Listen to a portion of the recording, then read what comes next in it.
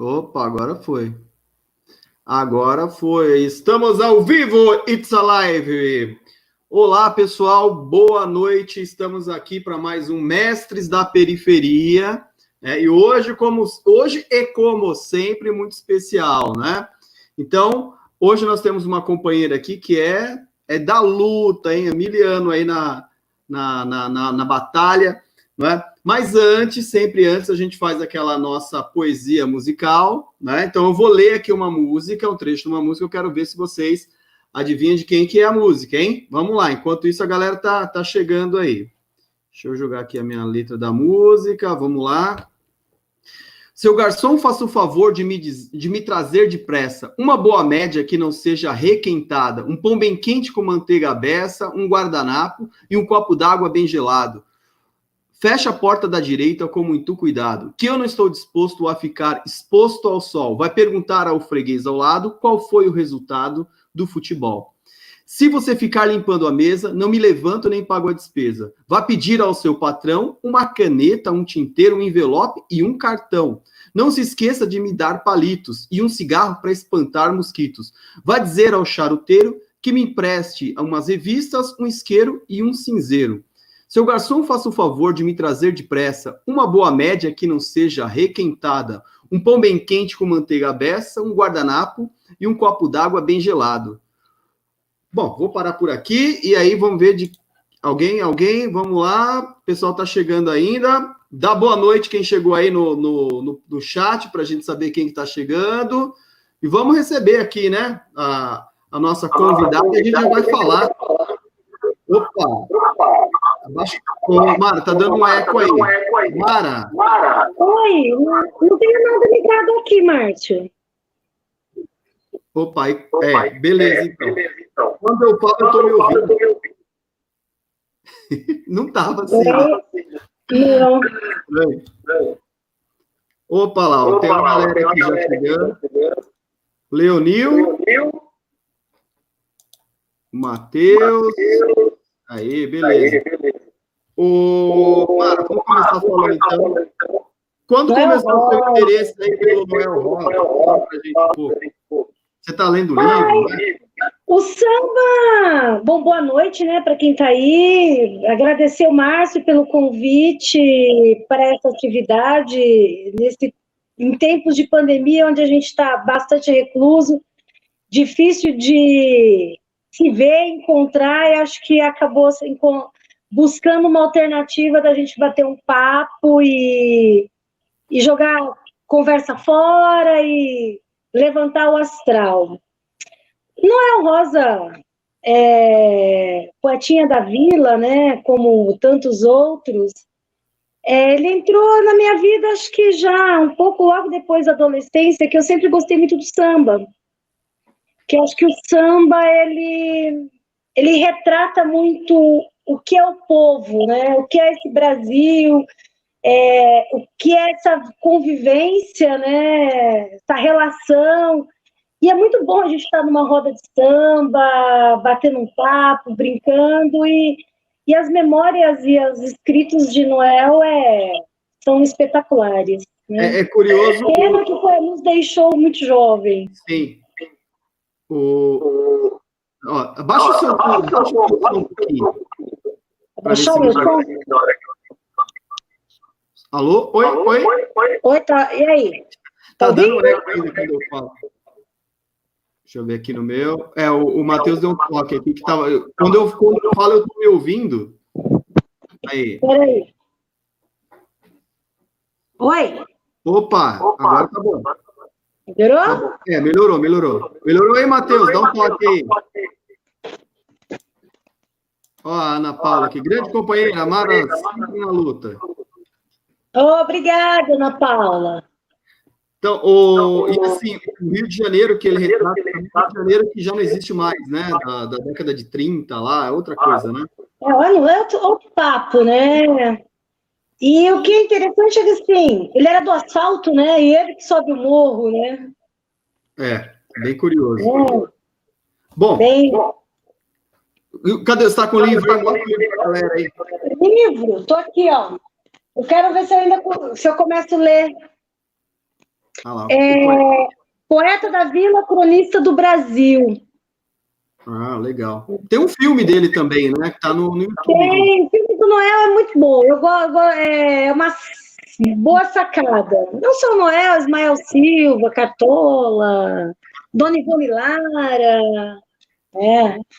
Dona Zica, Paulinho, Martinho e tantos outros aí. Certo. Ô, Mara, fala pra gente como é que é a sua organização nessa quarentena. Como é que tá a sua rotina? Vai ficar cansado. A rotina, assim, além da... Oi? Resuma. Então, assim, eu tenho acúmulo, né? São 2 cargos na rede. Então, atividade, aulas o tempo todo no Classroom, mais as atividades da militância, né? A subsede. A gente tem tido aí vários problemas durante a pandemia. Por exemplo, hoje teve atribuição do EJA, teve professor, para você ter ideia, que assinou, já está aguardando a publicação da aposentadoria, perdeu aula hoje. Então, assim, a gente está aí nessa correria de socorrer a companheirada, organizamos uma campanha de solidariedade para os companheiros, sobretudo os categoria V, que ficaram sem salário, estão sem salário desde abril. Então, esse mês, por exemplo, a gente chegou a 60 famílias, entre professores e merendeiras, que estão sem salário, porque o governo simplesmente demitiu e não interrompeu o contrato. O que acontece? Elas não têm direito a nenhum auxílio emergencial. Então, assim, enquanto subsede, então a gente está aí nessa correria de atender quem nos procura. Esse mês foram 60 famílias, né? Então, tá aí, tá bem difícil, tem dias bem pesados, muita pancadaria, muito difícil, e aí organizando as lutas, né? Fazendo os enfrentamentos que tem que se fazer com o governo, com o dirigente, pegando no pé do supervisor que o diretor está abusando da vontade alheia do professor, muito assédio moral, enfrentando muito assédio moral, né? Então, a gente está aí numa batalha pesada. E preparando para outras lutas, né? Que virão, que é a questão da volta, nossas escolas não têm condições de retorno, não tem condições físicas, não tem funcionários, não tem EPIs, não tem dinheiro para compra de EPIs. O governo mandou uma máscara que ela é de papelão, o suporte dela é de papelão, né, para as escolas se prepararem aí para a volta, para o retorno. Professora começa a transpirar, a máscara racha, né? Não, na hora de montar ela rasga, porque o suporte dela aqui é papel, né? O professor e o aluno, né? Então, só para você ter uma ideia, a gente fez um levantamento aqui na subsede no mês passado, 50% das escolas atenderam o chamado da subsede e responderam. Desses 50%, nós levantamos 238 profissionais de educação, entre professores e funcionários, do grupo de risco, que não podem retornar. Então, e o governo falando criando manobras, fazendo manobras para fazer o retorno. Então, a gente tem que aproveitar aqui o seu espaço, que a gente tem que estar muito atento e mobilizado para enfrentar esse ataque aí do governo diante as manobras do capital, porque vai ser um genocídio de professores, de alunos, avós, pais, né? Então, a gente está aí nessa batalha. Esse tem sido os meus dias. E você tem conseguido êxito em conscientizar o pessoal nesse sentido? Como é que está a devolutiva? A devolutiva está assim, um pouco devagar. As pessoas parecem que ainda estão assim, vou esperar para ver, ele não tem possibilidade de retorno, né? Muita gente dizendo que não acredito que a gente vai ter retorno esse ano, mas o governo está criando mecanismos, né? São aquelas falas adocicadas que vão envolvendo e as pessoas muitos querendo voltar porque não aguenta mais, outros porque está sem salário, outros porque acha que não tem problema mesmo, mas a gente está aí na batalha, tentando mostrar para os companheiros que nós não podemos retornar de acordo com as autoridades sanitárias do país, de acordo com as orientações da Organização Mundial de Saúde, que eu acho que é o que a gente tem que se pautar. Queremos voltar? Todos nós queremos, né? Todos nós queremos, temos saudade dos nossos alunos, mas precisamos ter segurança. E a segurança só com vacina. Nós não podemos tirar isso do horizonte. E me preocupa um pouco esse achômetro, né? Verdade. E tem eu queria até ler para você aqui, tem um post que eu recebi essa semana, estava falando do estado. Aqui, ó.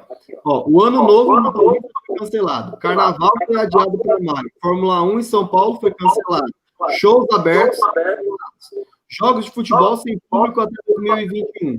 E eu tenho que justificar e justificar para que as aulas não retornem esses dias. Né, que foi um professor que colocou isso. Ele compara uma série de coisas que é aglomeração e que o governo concordou em a Fórmula 1, que envolve milhões, foi cancelado, mas as aulas eles estão aí, né?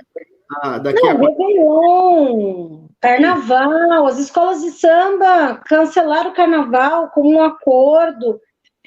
O que acontece na rede pública, na verdade, os governos estão aí numa pressão das escolas particulares. Sim. Você viu o vídeo da escola do Rio de Janeiro? Tá até Está circulando um videozinho que eu vi hoje de manhã das escolas do Rio de Janeiro, escolas privadas do Rio de Janeiro, um vídeo institucional falando assim, prender a criança em casa, privar ela de estudar, dos amigos, sabe? Tipo aquele agarro para voltar às aulas. E aí o Luca Kfouri, que é um comentarista esportivo, ele colocou na parte dele lá no UOL e malhou, né? Falou assim, a covarde... Acho que é o covarde funcionamento das escolas particulares do Rio, uma coisa assim.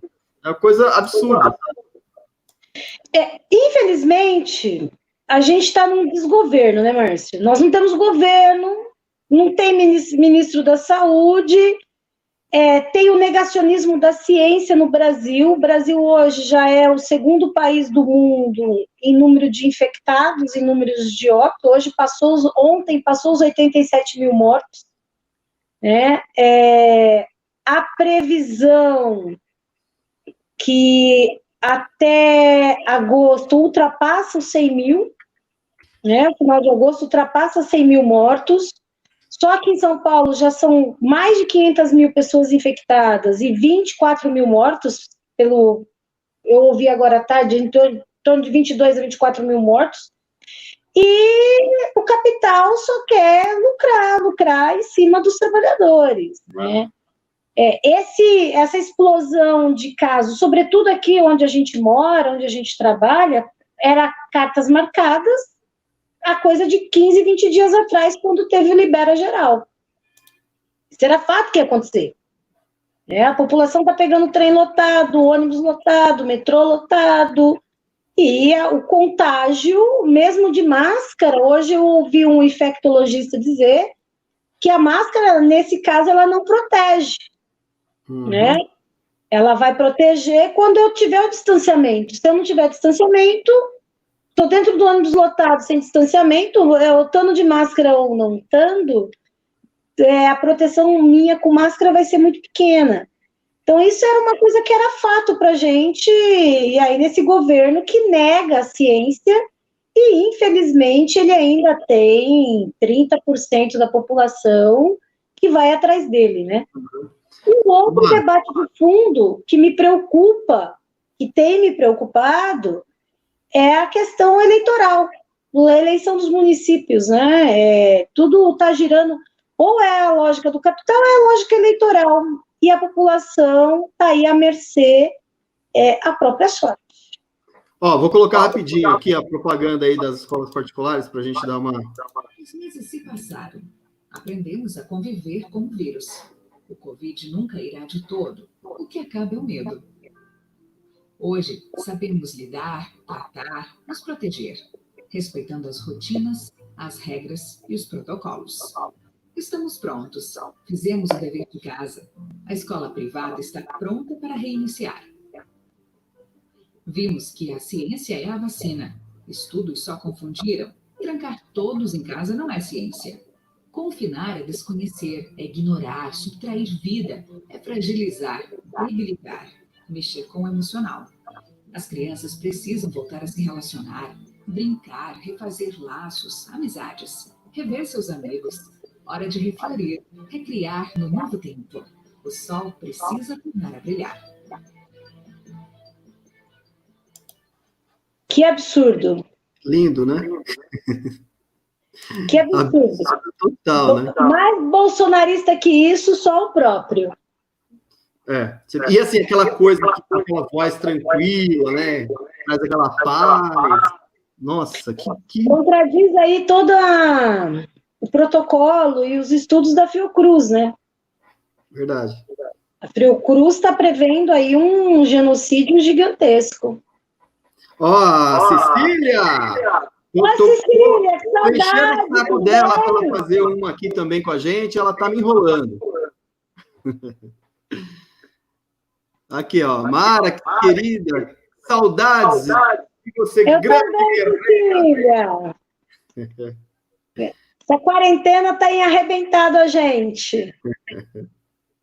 Literalmente, né? Bom, então você está aí com 2 cargos no Estado, mais a subsede, mais esse suporte que você dá para a galera aí, né? É muita coisa para você, né? E você tem que dar um de povo ali para conseguir uma mão para cada um, né? A gente se habitua e consegue fazer, aí vai fazendo.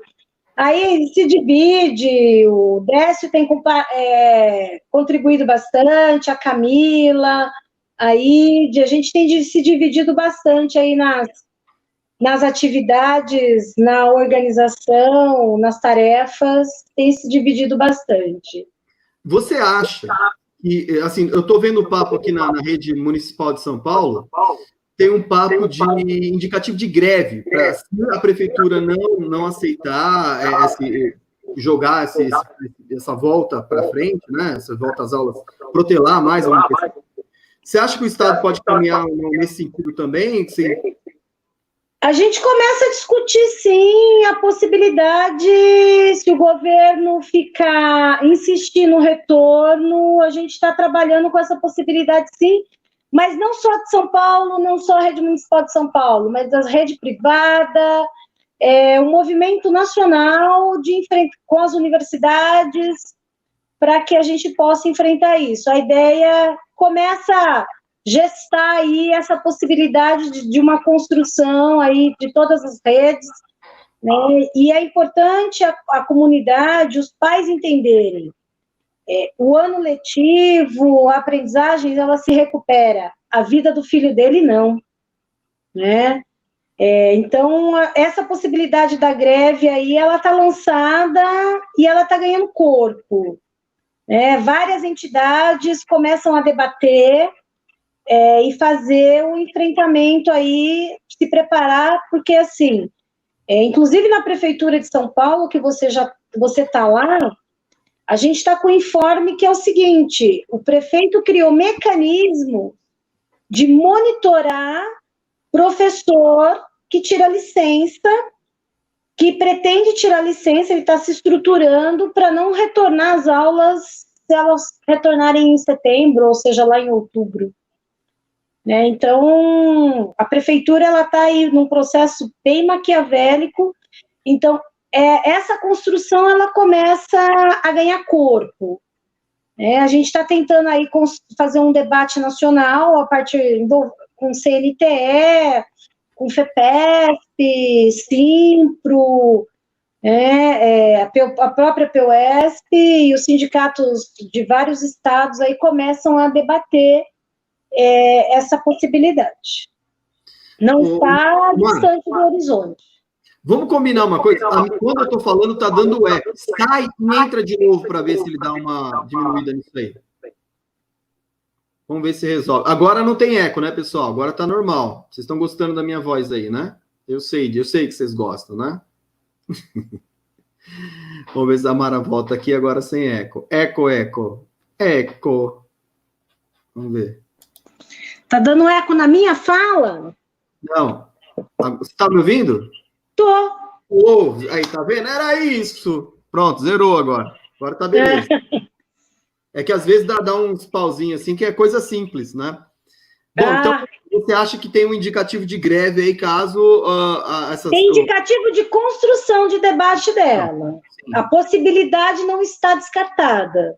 Sim. Eu milito na Conspiração Socialista, que é um coletivo que existe na PUESP, no SIMPEM, e a gente começou já a fazer esse debate.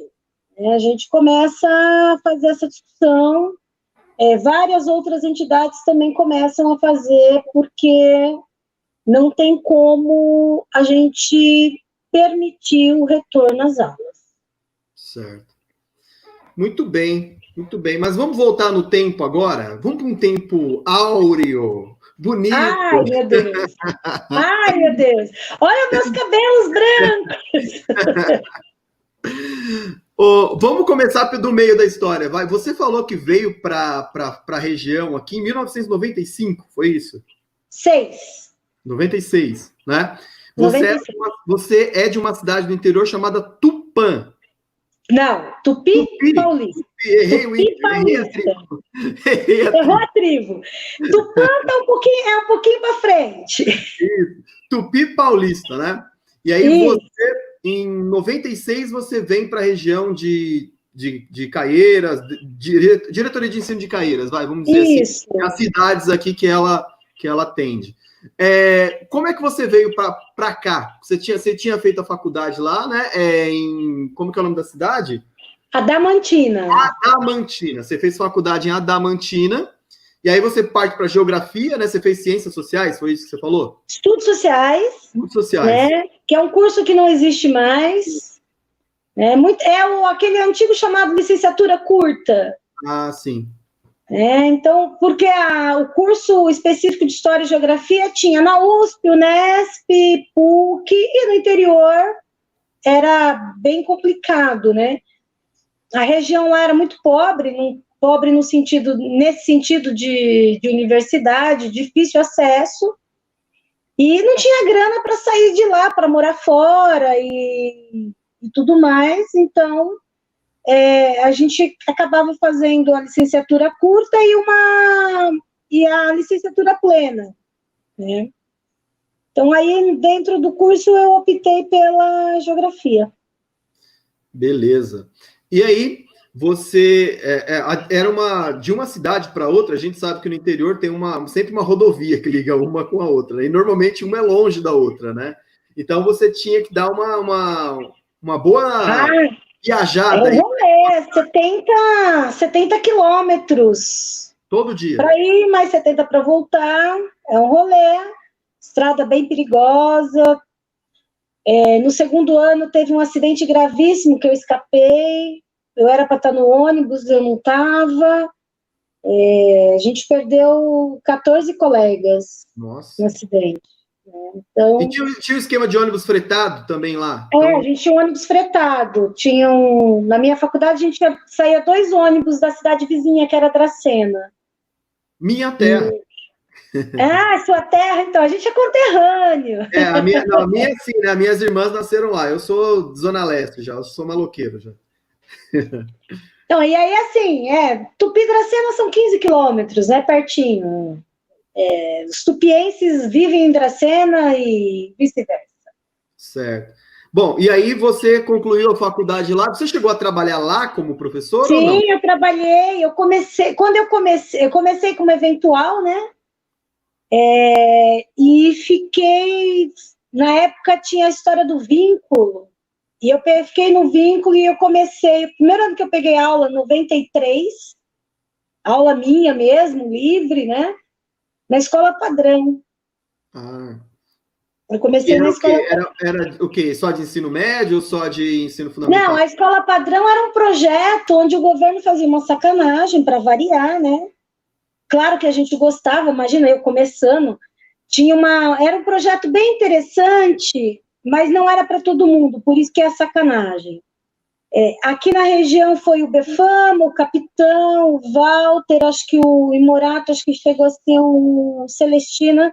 Cecília pode confirmar para a gente aí. O professor tinha a jornada de 20 horas aulas, 6 ATPC na escola, mais tantas horas de atividades e ganhava por 40 horas. Então, nesse sentido, o projeto era bem interessante, e pagava 20% a mais para quem trabalhava nesse projeto. Aí, isso foi em 93. O projeto acaba, acho que em 95, mas em 93 a gente enfrenta uma grande greve com o Fleury, né? E foi minha primeira greve, foi minha estreia aí nas lutas do magistério. A primeira greve a gente nunca esquece. Não, imagina, ainda do interior, a gente vinha toda semana para você. Mara, me permita aqui, eu quero voltar um pouquinho antes. Eu quero saber como é que foi quando você entrou na sala pela primeira vez. Tipo, que sala, que turma que era? Você lembra que série que era? Você estava como eventual ainda, esse pumba, cai na sala de aula. Como eventual, foi uma sexta série. A minha também foi uma sexta série. Foi uma sexta série, de manhã, eu fui chamada para dar 2 aulas só. E aí, como é que foi? Morri de medo. Molhava a mão, suava, né, as incertezas. Aí depois, eu fui mais algumas vezes no ano seguinte, aí depois você vai se adaptando, vai perdendo o medo, a insegurança, mas foi bem assustador. Primeira vez que a gente entra, você vê aquele monte de criança te olhando, assim, e quando você é eventual ainda, é pior ainda, né? Porque, putz, você fala, nossa, se eu falar alguma coisa errada aqui, como é que vai ser? O que eu vou fazer para ele? Né? Esse medo... Aí quando você tá saindo, aquela coisa, você tá saindo da sala, fala, puta, saí, consegui. Aí a inspetora veio e falou assim, tem mais uma, você pode ficar nessa sala de novo? Então, mas no interior as escolas são pequenas, né? E era muito... Não tinha essa coisa, assim, grande, né? E era bem difícil ser eventual. É bem difícil até ser eventual no interior. Boa noite, Douglas. Tô com saudade. O Douglas, tá o Antônio, que chegou também, Antônio Nobre. Foi ele que me trouxe para Caieiras. Ele que ia estudar lá na Zona Leste, falou que tinha aula para cá, e graças ao Antônio aqui que eu vim para parar aqui. Que legal. Quem me trouxe para cá foi o Felipe. Isso, conta essa história para gente. Essa história é interessante. O Felipe da diretoria, né? Isso, Felipe supervisor. Isso. Como é que foi essa... Como foi? Ele foi passar o final do ano na casa do pai dele, que por sinal... Ele já trabalhava aqui, então? Ele já era daqui. O Felipe vem para São Paulo muito, acho que bem pequeno. Ele nasce lá em Tupi também, porque ele é tupiense também. E o pai dele havia comprado a casa dos meus avós, que era ao lado da minha. E aí a minha mãe conversou com ele, e aí ele fez a minha inscrição, pediu meus documentos, eu enviei, fez a minha inscrição aqui. Por quê? O que acontece? Aí... eu sou vítima das primeiras reformas da Rose Neubauer na rede, em 95. Tem a reorganização da rede, que vai organizar as escolas por ciclos, né? O ciclo 1 separa do ciclo 2 em ensino médio. E no interior, lá na região... Foi 95. 95. 95 para 96, né? E então, eu estudava numa escola que eu estudei da segunda série até o nono ano, até o primeiro do ensino médio, até 95. Aí, 96, de 95 para 96 aconteceu isso e jogaram a gente numa outra escola. O segundo e o terceiro ano do ensino médio tinha que fazer numa outra escola. Então, pra você ter uma ficou ideia. Uma escola gigante, Mara. Uma escola gigante, ficou só de primeira a quarta série. Imagino. No interior, as escolas não eram tão grandes, o máximo 10 salas, 11 salas. Naquele momento, a Neubauer, naquela região, fechou 40 escolas. Nossa. E 2 diretorias de ensino. Imagina, eu tinha 3 anos de rede, então eu vim para cá já com 3, quase 4 anos da rede, né?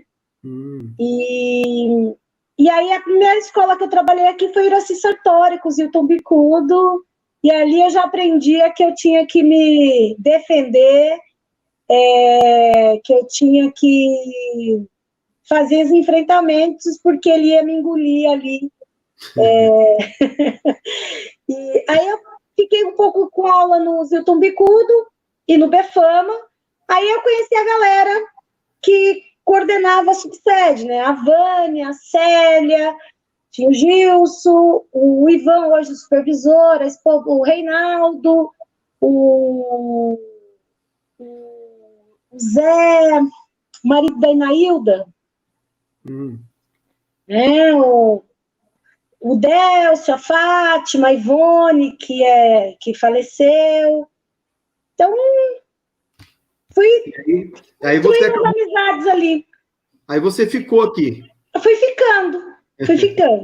Mas aí, uma coisa, que assim, a gente tem um fluxo. Hoje em dia, você que deve ter alguns dados aí da Subsede, você pode até falar melhor, né? A gente tinha um fluxo, vou colocar aqui, de 2000 a 2010, 2013, por aí, um fluxo muito grande de professores do interior, que se formavam lá e vinham para cá, e muitos voltavam, né? E outros acabavam ficando aqui. Você acha que diminuiu isso nesse período? Ou está igual? Eu acho que deu uma diminuída, sim. Mesmo porque tem menos gente procurando magistério, né? É verdade. Deixou de ser uma profissão atrativa, deixou de ter oferta de trabalho, porque não tem mais. A gente tem fechamento, nossa, de 2008, 2009 para cá, a gente começa a ter um fechamento muito intenso, sobretudo no período noturno. As escolas, se a gente for fazer um levantamento aqui, nós temos pouquíssimas escolas com período noturno. Quer ver? Em Caieiras tem o Mário Toledo, o Francisco com um pouquinho de sala, o Walter, o Otto e o José Carlos. O Aladino, que tinha salas de EJA, fechou agora. Hoje elas deixaram de existir. Né? Então, assim, em Caieiras você tem, José Carlos, nesse corredor todo aqui, Jardins e Eucaliptos até o Vera Tereza, só tem uma escola que tem 6 salas no noturno. Nossa Senhora. Né? Então, assim, mesmo o Franco da Rocha, o Befamo ano que vem não vai ter mais noturno. E olha que quando eu trabalhei no Befama eram 20 salas por período. Nossa. Hoje no Befama, ano que vem todo o EJA do Befama vai para o Cambiag. Putz. O Capitão, que funcionava com 15 salas, não tem nenhuma. Né? A gente tinha o Lindo, tinha o Isaura, o Francisco. Praticamente todas as escolas, né? Se a gente pensar 10 então, anos assim, a gente tem todas tinham noturno. E hoje uma amiga me passou um dado interessante sobre o estado de São Paulo, em função da atribuição do EJA, que foi hoje, e muita gente vai perder aula e só vai perceber por causa da pandemia, para que veja a Olerite em setembro. Nós temos, no estado de São Paulo, 1.700.000 jovens e adultos analfabetos. 1 milhão? 1 milhão. Eu fiquei assustada. E as nossas escolas fechando. Você pega Morato também, muitas delas fechando o período noturno. Vai diminuindo gradativo, né?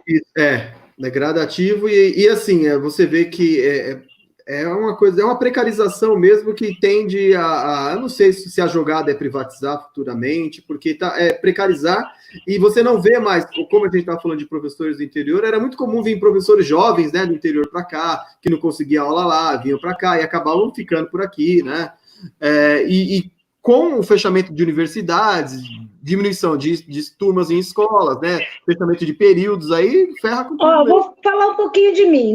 Em 98, teve o concurso, foi o primeiro concurso que eu fiz. Tinha o último concurso, hoje o pessoal reclama, teve concurso em 2013 e não teve mais. O último concurso que havia tido era em 87, que passou muita gente. O de 93 eu não pude fazer. Porque na época, você tinha que, no momento da inscrição, você tinha que apresentar o diploma. E faltava 3 meses para eu terminar o ano e eu ter o meu diploma. Então, eu não pude fazer nem a inscrição. Mas o concurso foi no meio da greve de 93. E foi um concurso, assim, que passou 5, 6 pessoas por diretoria. Quase ninguém passou naquele concurso. E depois vai ter o de 98, que aí é o primeiro que eu fiz, que foi pesado também, mas já passou bastante gente. Eu ingressei, eu escolhi a escola no fundo da minha casa, né?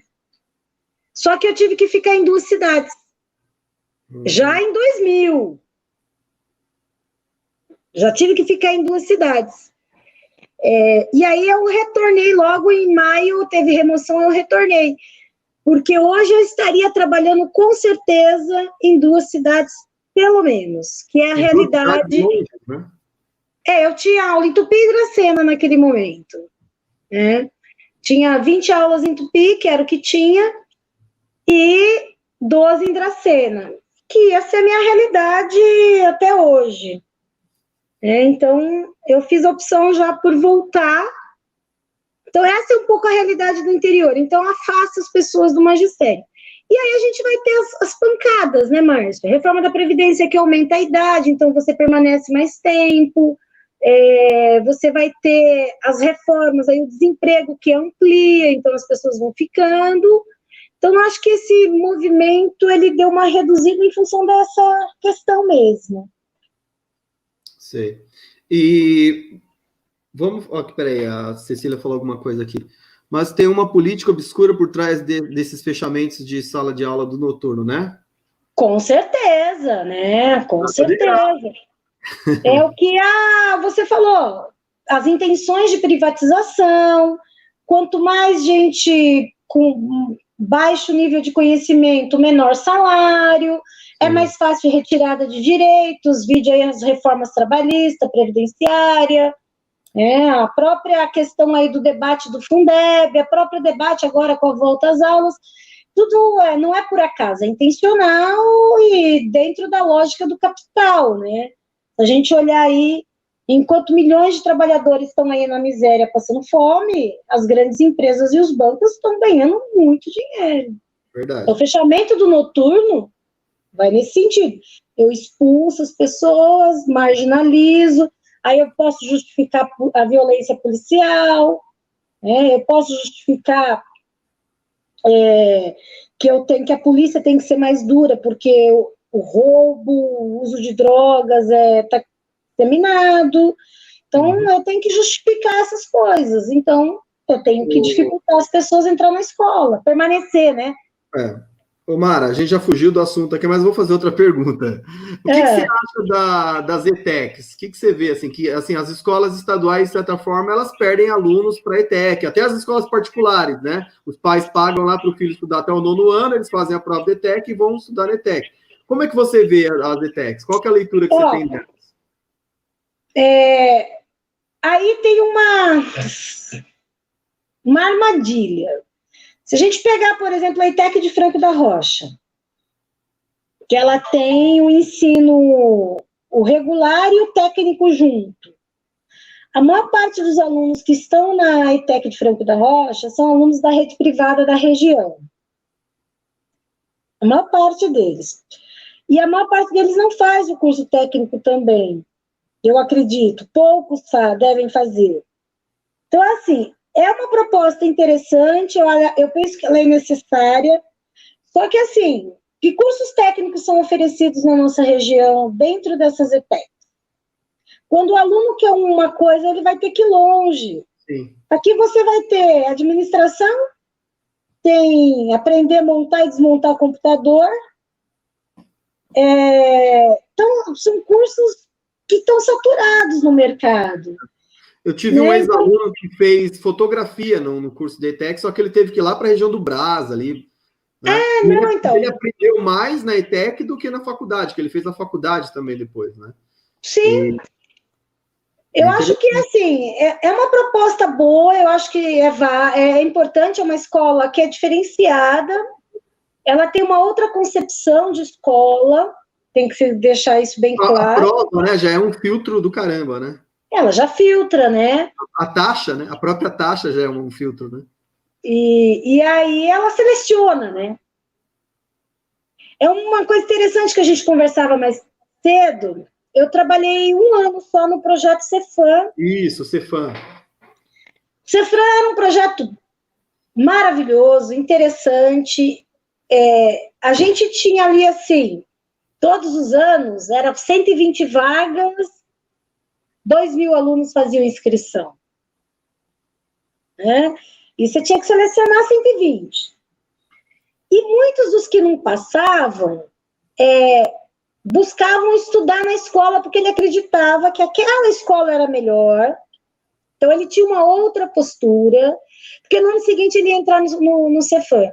E qual era essa necessidade do Cefam? Que eu acho que aí que era um projeto também interessante. O aluno ganhava uma bolsa de um salário mínimo. Né? Então, isso era um incentivo, era uma distribuição de renda, o aluno era integral. Teve uma professora que eu entrevistei a semana passada, que ela é professora de artes, né? De arte. Tira esse S. E ela falou que ela fez Cefam. Ela conta que ela foi fazer inscrição na escola, no ensino médio. Aí tinha uma fila. Aí ela perguntou, aquela fila ali é do quê? Aí ela disse Cefam. Mas o que é Cefam? Falou, eles pagam para você estudar. Ela entrou na fila. E aí ela passou, né? E aí ela falou assim, o primeiro salário que ela ganhou, ela conseguiu comprar a caixa de lápis da Faber-Castell de 36 cores. Né? Olha só que interessante, né? E assim, mudou a realidade de muita gente, né? Então, eu tive a oportunidade, o Antônio está aí, que estudou comigo lá, que não me deixa mentir.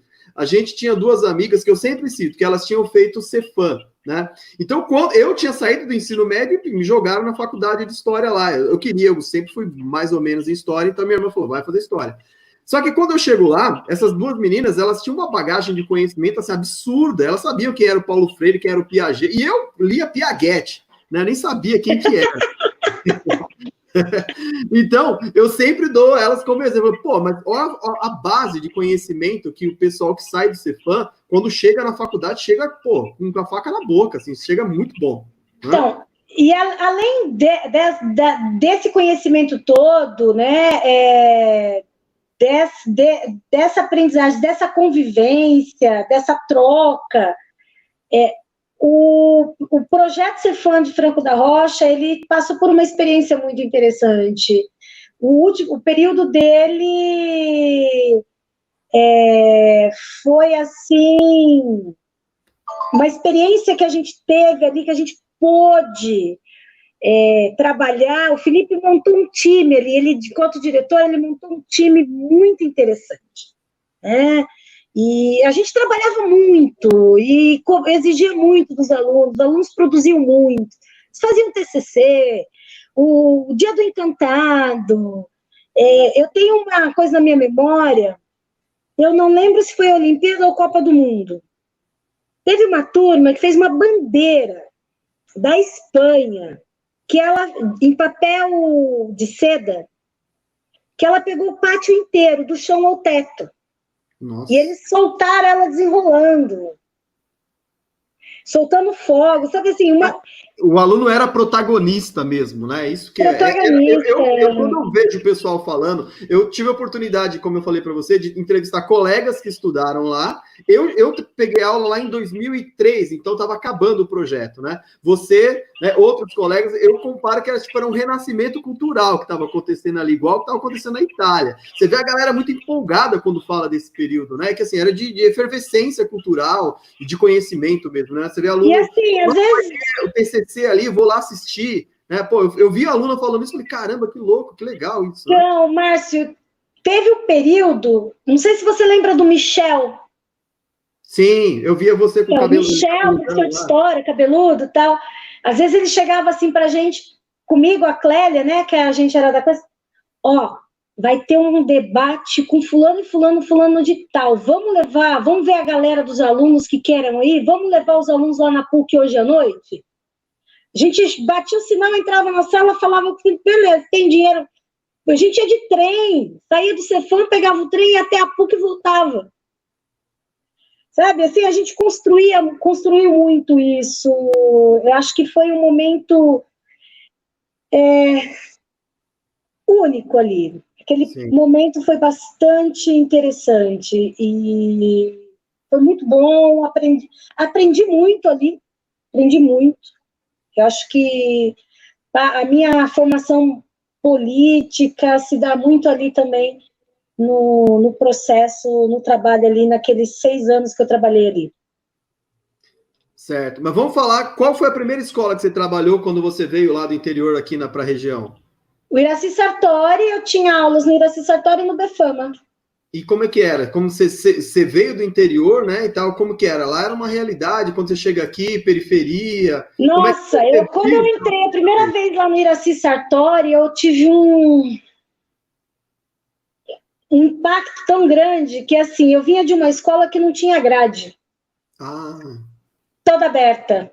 Caí numa escola que, para eu ir ao banheiro, eu tinha que chamar a inspetora de aluno para abrir o portão que estava trancado com cadeado.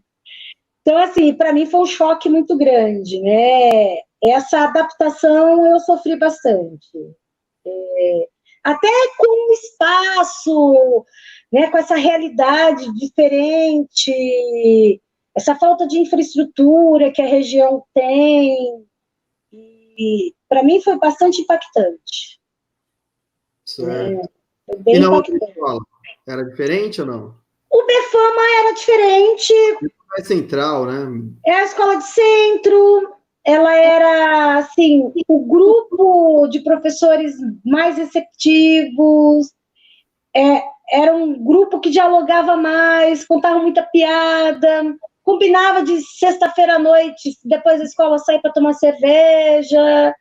No Iraci Sartori era tudo muito truncado, muito fechado. E até hoje a escola, ela é gradeada, né? Eu lembro que eu fui no PPA uma vez e tinha grade na cantina. Eu vi a cantina cheia de grade e falei, mano, não acredito que eu tô vendo isso. Né? O ponto que chega, né? Assim, é a violência de fora da escola que foi sendo trazida para dentro da escola, né? E aí o lance de colocar grade para dar uma suposta segurança, né? Então, mas é uma cultura, né? A escola não constrói essa relação que o aluno é parte desse espaço. Então, eu ponho grade. Tem uma cultura de gradear. Também, né, Mara? Durante muito tempo teve uma rotatividade muito grande de professores nas escolas, né? Que não dá a cara para a escola, né? Então, mas vai muito da gestão também, Márcio. Vai muito da gestão, né?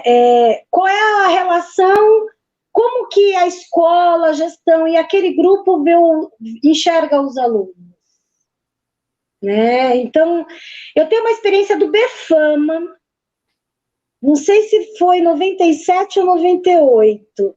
Eu lembro que era o terceiro F, aquele aluno. Não lembro o nome dele, porque não... Então tinha bastante sala aí. Imagina, eu dei aula para o terceiro M. Nossa! Que saudade, hein? Só dava aula para o terceiro ano.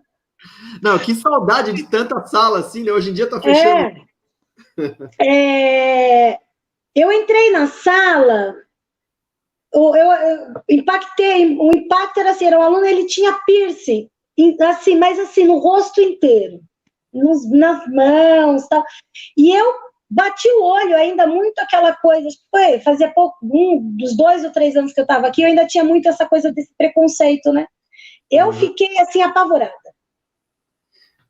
Ele tá cheio de rebite na cara. Eu falei assim, nossa, esse deve ser um bandidaço, esse deve ser um tranqueira, sabe? E era assim, era um doce de menino, era o melhor aluno da sala, escrevia pra caramba. Então, assim, eu rompi muito com os meu aprendizado, minha formação, né?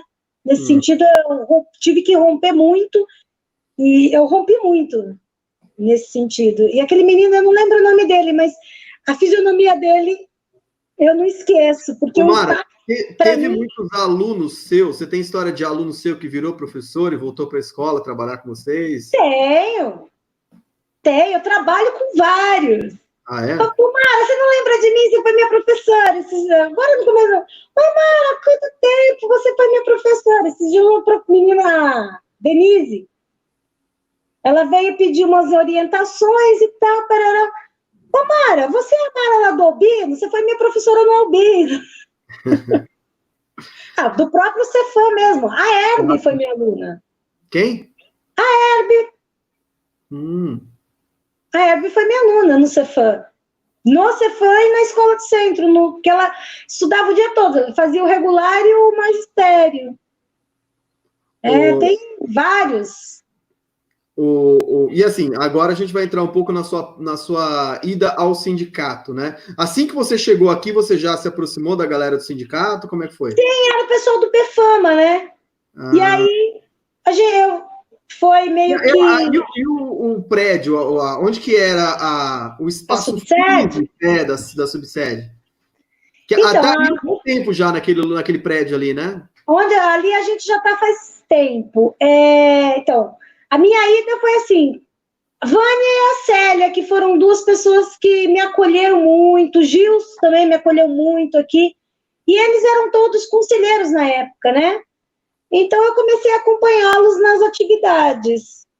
E a subsede era, sabe onde era o Império Gastronômico? Em Franco? Em frente, próximo a... tem uma casa de ração na frente. Putz, não lembro. Não tem a loja de Umbanda na esquina perto da esquina do antigo cinema? Ah, sim. Então, era ali, naquele miolinho ali. Ah, tá.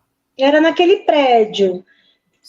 Dali saiu, veio, sabe onde é Caidu hoje? Tinha uns predinhos velhos, foi para ali, e dali era um espaço muito ruim, muito caro aluguel. Aí eu já... Sempre na mesma rua. Sempre na mesma rua. Só mudou de lugar. E ali, quando a gente vai para aquele prédio, é quando eu começo a assumir a coordenação da subsede, a direção da subsede, 2002. Então, e a locadora lá? De quem que foi a ideia de levar a locadora? Do Vanderlei. Foi do Vanderlei, da Débora e o Michel. Que aí que a gente copiou dos companheiros da subsede de Guarulhos. Mas que legal era aquilo, hein? Nossa Senhora. Nossa, ela existe, né? Tinha filme que só tinha lá, você não achava em locadora, né? A gente perdeu muito, muita gente não devolveu. É uma pena, né? Mas tinha muita coisa legal lá. Ainda tem, né? Ainda tem.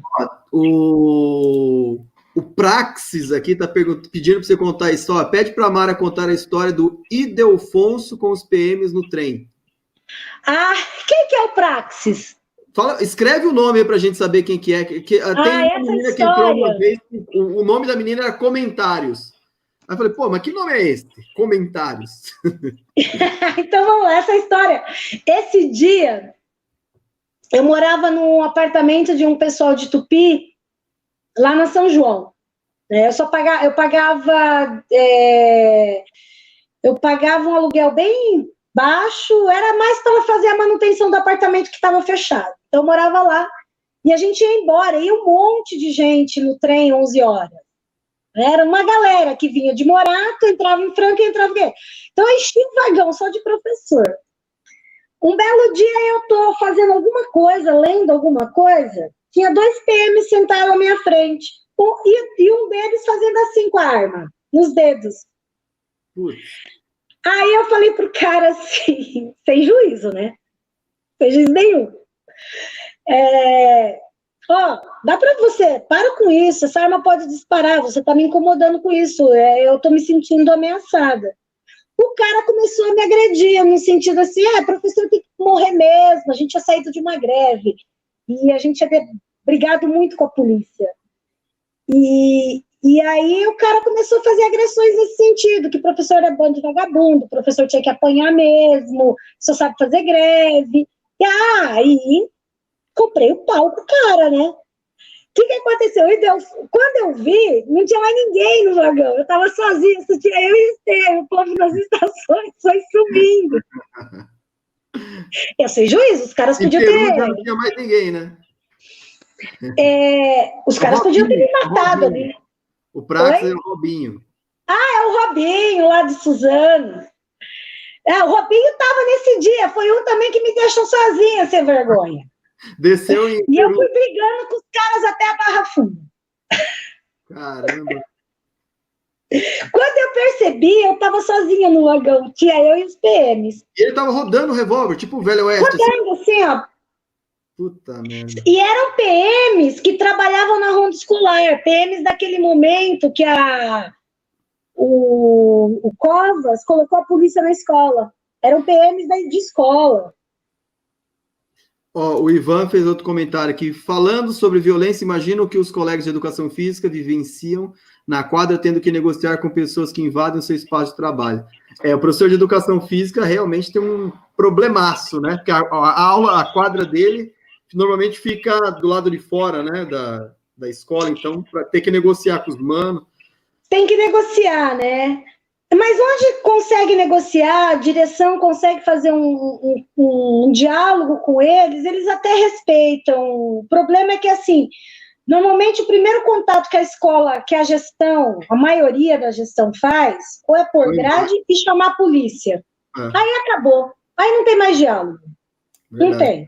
E outra coisa, né, Omar, é tão barato fazer uma quadra por aí, né? Pô, você vê naqueles filmes americanos, tem quadra de basquete nos bairros inteiros, assim, né? Na França também, você vê nas periferias, um monte de quadra na rua. Pô, nas periferias daqui só tem quadra na escola. É o espaço Márcio, nós vamos dar ocupação, formação para molecada, por quê?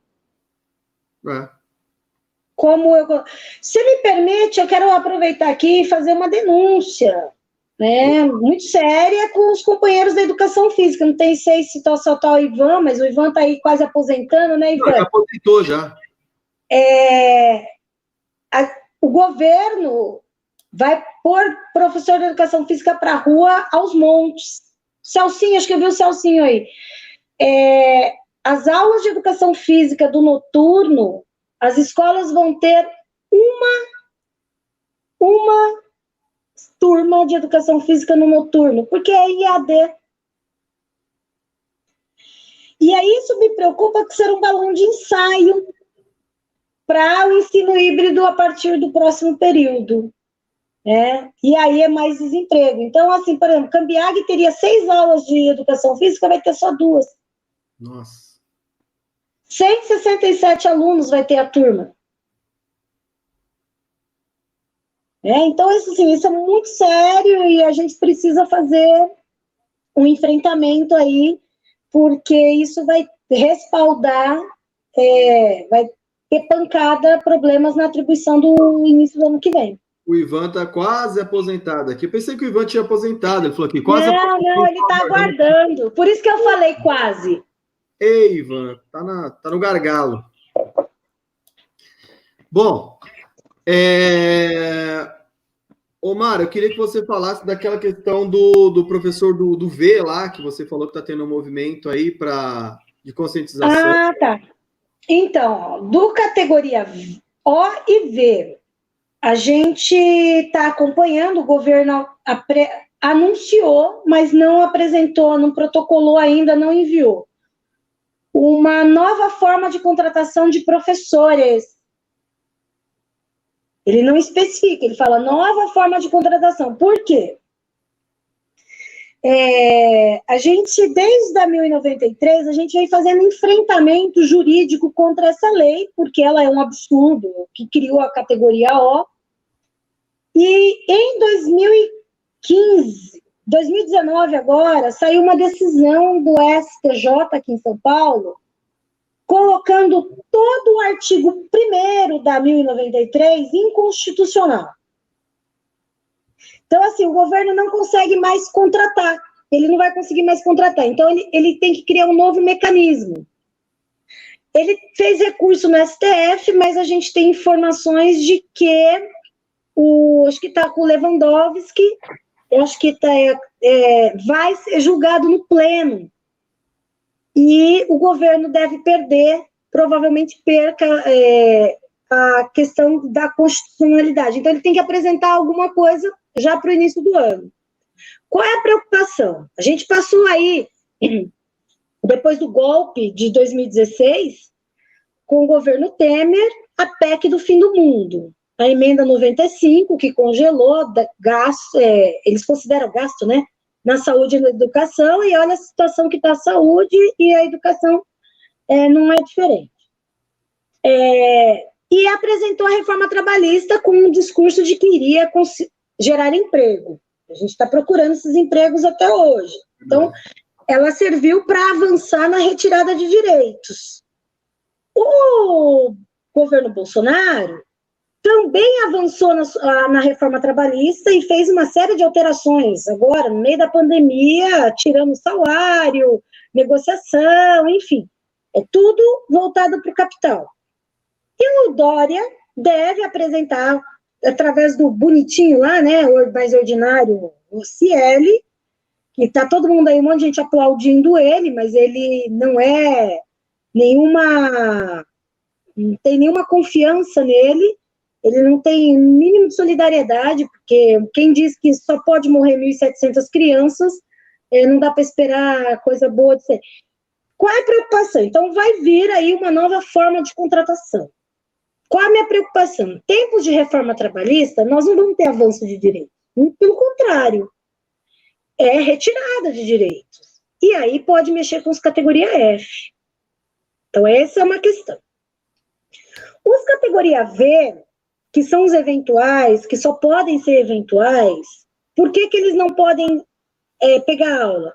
Porque desde 2013, tem um limite de contratos que cada diretoria pode ter. Então, é por isso que ela força toda a categoria O a ter as 32 aulas para não abrir contrato.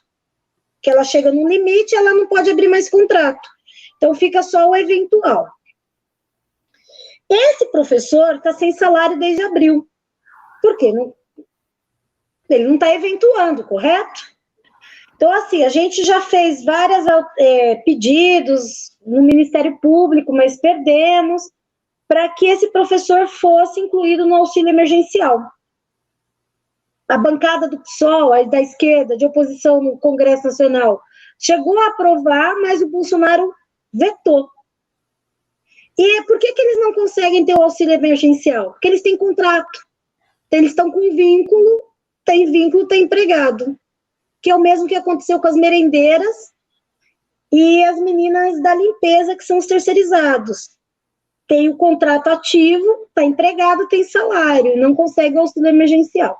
Sim. Então, assim, para forçar, e a gente está numa campanha contra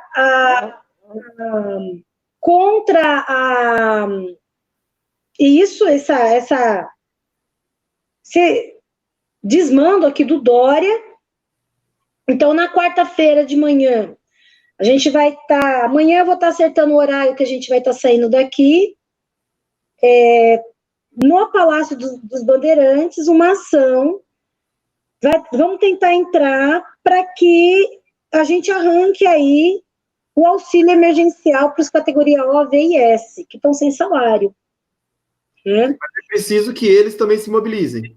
É preciso que eles também se mobilizem, né? E eles participem.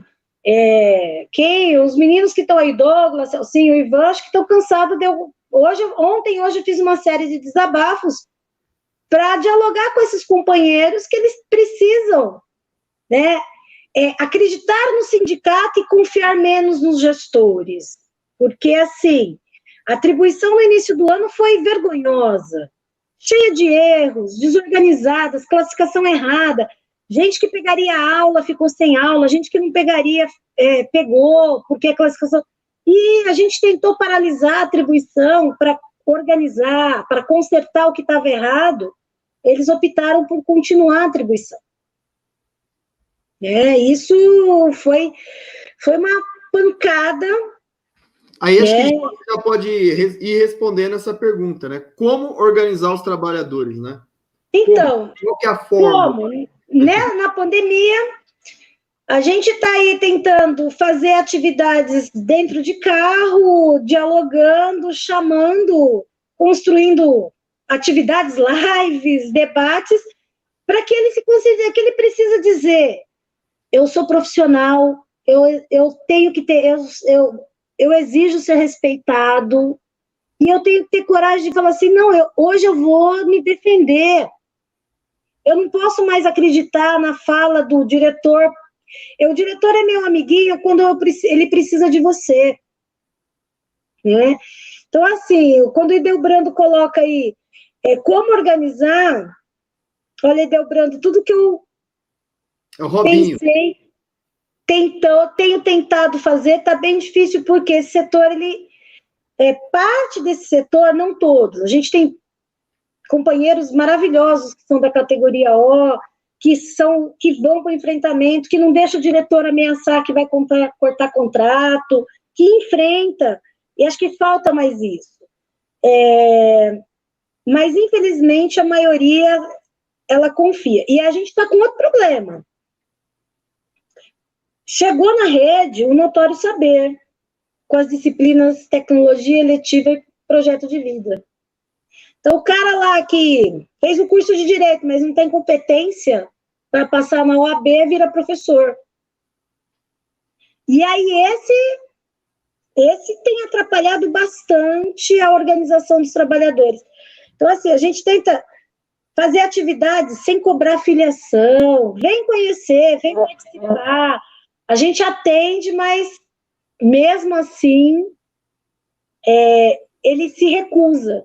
O neoliberalismo fez a lição de casa, né? O individual. Eu resolvo, eu não preciso do coletivo para resolver minha vida. O individual resolve. Sozinho eu resolvo. Eu resolvo hoje, amanhã, depois. Lá na frente, 5 dias depois, eu não vou resolver mais. Então, assim, quero fazer um convite, um chamado aqui. Quarta-feira, quem puder entender que ela é necessária, está conosco a partir das 9 da manhã, no estádio do Morumbi, que a gente vai fazer um barulho lá no Docudória para garantir direitos para os professores hoje, o categoria O, o V e o S. E dizer para o Dória que nós não vamos permitir a volta às aulas nesta pandemia. Ou tem vacina para ter volta às aulas, ou não tem volta à aula. Então, são essas duas pautas importantes. Nós defendemos a vida. Nós não vamos compactuar com genocídio, não. Deixa eu ver o que a Cecília falou aqui. 2 coisas me entristecem em ver os comentários sobre gestores e ter que convencer o professor...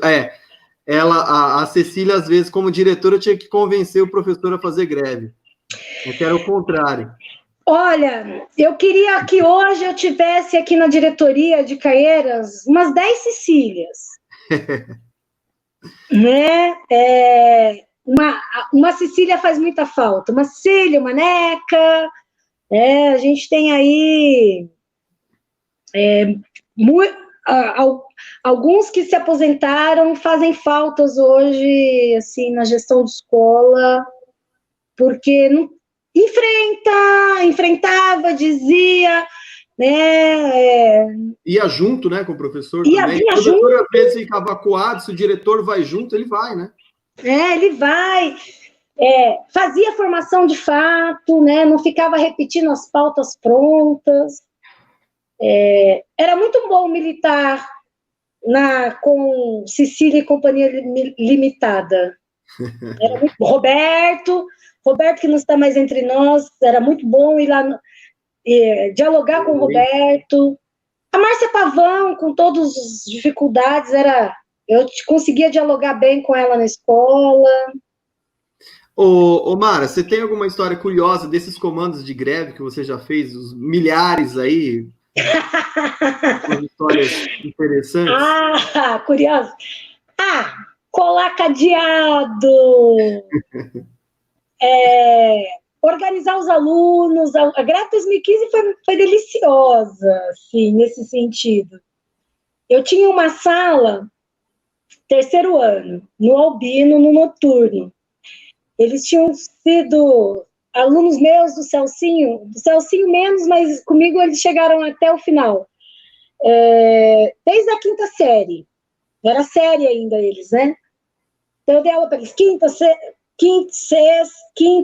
sétima, oitava, primeiro, segundo e terceiro. E eu sempre dialoguei com os alunos, porque aquele dia eu não iria, porque eu ia paralisar, porque eu ia para uma atividade para isso, porque eu estaria em greve por aquele motivo. Essa turma decidiu que eventual não ia entrar na minha aula. Fizeram um enfrentamento bonito com a direção. Aí chegou uma hora que a direção pegou pesado. Tá bom, a gente entra. Eles entraram e ficaram de costas. Ô, louco. Uma outra, nessa última greve mesmo, essa de 2015, teve uma escola que a gente foi com carro de som. A direção foi chorar no colo do Celso. Aquele Marcelo, daquele jornal Kid Caieiras, Sim. começou a agredir a gente na escola, né? E aquela do Fora Temer lá, você tava? Sim. A PM entrou dentro do ônibus e bateu nos professores lá, jogou bomba dentro do ônibus. Então, aquele dia, eu tava lá, só que eu tinha ido de carro, que eu tinha ido mais cedo, porque tinha uma atividade da direção. Sim. Então, eu fui mais cedo e a gente avisou o pessoal, toma cuidado, não entra em provocação. E quando o pessoal estava se organizando para sair a passeata, eu falei, melhor não ir, tá cercado por polícia. Ai, Mara, você, não sei o que, não sei o que. Eu falei, tá bom, eu tô informando vocês que eu não vou, porque eu estou com medo, estou preocupada. Vocês querem ir? Vocês são grandinhos, não são? Então, aí teve assim, sabe, isqueirinho de lá, isqueirinho de cá, o APM marcou todo mundo e entrou no ônibus e soltou gás de pimenta e tal. Foi perto do Largo da Batata lá. Foi ruim. Então, o Largo da Batata, ele é ruim, ele é um espaço bom, mas nesse aspecto, para enfrentamento com a polícia, ele é muito ruim. A polícia consegue, e aí é a questão, né? Yves Lacoste, geografia serve para fazer guerra, né? A polícia, você não tem como sair de lá. Cercou. Porque cercou, é igual o Morumbi. Eu não gosto de ir em atividade, eu vou, mas não gosto. O Morumbi também é cheio de armadilhas. Você caiu para a direita, caiu para a esquerda, você vai encontrar a polícia. O choque, só com... O choque, você vai encontrar. Que foi ao Largo da Batata. Eu vou, mas também não gosto de atividades políticas lá. Sobretudo se vai ter possibilidade de enfrentamento. E naquele momento tinha, né? Ô, Mara, para finalizar agora, você acha que governo federal, você acha que tem a possibilidade de impeachment? Acho ou a gente que não. vai ter que cumprir democraticamente o mandato? Eu tenho muita dúvida, assim, eu enxergo hoje a burguesia dividida. Estou falando a alta burguesia. Não estou falando aquele que acha que é burguês, não. Estou falando quem manda. De casa de ração, né? Estou falando de quem manda. Ela está dividida. E agora, com com esse pacote aí dessa reforma tributária que deu tudo para os caras, eu acho muito difícil que o STF, que o Congresso Nacional banque qualquer processo de impeachment. Porque o grande capital está ganhando, está lucrando. Sim. Né? Então, apesar das mazelas, mas eles não se importam com as mazelas do povo, né? Enquanto eles estão lucrando, é o imperialismo, né? Quase a gente vê o que ocorreu na África, na Ásia, a gente vê acontecendo aqui com a própria elite local, drenando a riqueza, explorando. Quem está morrendo? É pobre, preto da periferia. É pobre.